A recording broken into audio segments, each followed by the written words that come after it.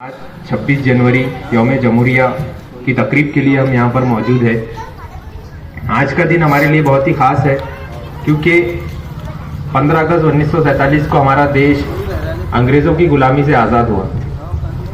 आज़ादी को यकीनी बनाने के लिए हमें एक जमहूरियत चाहिए थी, एक निज़ाम चाहिए था जिससे हम देश को बाकायदा एक सिस्टमेटिक तरीके से चला सके। आज़ादी के बाद ये हुआ, तरह तरह के फसाद हुए, हर कोई अपने आप को अजीम और आला समझ रहा था। इस सारे अफरोज भाई से गुजारिश करूंगा कि आप आइए, लाइस पे आइए। इस निज़ाम को बरकरार रखने के लिए एक आइन और एक कॉन्स्टिट्यूशन की ज़रूरत थी जिसमें सभी को बराबरी का दर्जा दिया जा सके और एक नज़्म व ज़ब्त के साथ इस देश को चलाया जा सके। उसी सिलसिले में 26 जनवरी 1949 को हमने एक जमहूरी देश के तौर पे इस देश को घोषित किया। इस जमहूरियत का मतलब था कि आम लोगों की तरफ से आम लोगों को एक देश को चलाने के लिए चुना जाए, जिसमें हर किसी को बराबरी का दर्जा दिया गया।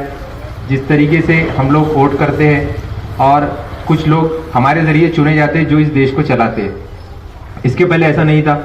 जो अंग्रेज़ों का जो कानून था उसमें ऐसा था कि उनके जो आइन थे उसमें हम लोगों को बराबरी का दर्जा नहीं दिया जाता था।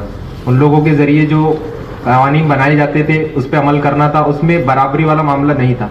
बराबरी, इक्वलिटी और इस सब को देखते हुए हमें एक रिपब्लिकेशन की ज़रूरत थी जो इस 26 जनवरी से शुरू हुई। 1949 15 अगस्त 1947 को हमने आज़ादी तो हासिल कर ली थी, लेकिन एक कानून और एक कॉन्स्टिट्यूशन जो हमें हर हिंदुस्तानी को बराबरी का दर्जा दे, उस चीज़ को मानने के लिए हमने एक मजबूत कॉन्स्टिट्यूशन बनाया जिसके तहत भारत के हर एक शख्स को बराबरी का दर्जा दिया गया। वो किसी भी धर्म, किसी भी मजहब और किसी भी मसलक का मानने वाला हो, वो जब भारतीय हो गया तो उसे इस देश के कानून को मानना था और इस कानून के तहत ही उसके सारे मामलात होने थे। तो ये हमारे लिए एक फख्र की बात थी, तमाम भारतीय हिंदुस्तानियों के लिए। उसी तकरीब को हम हर साल 26 जनवरी यौम जमहूरिया के नाम से मनाते हैं। आज इसी तकरीब को आगाज़ करने के लिए हम यहाँ पर मौजूद हैं।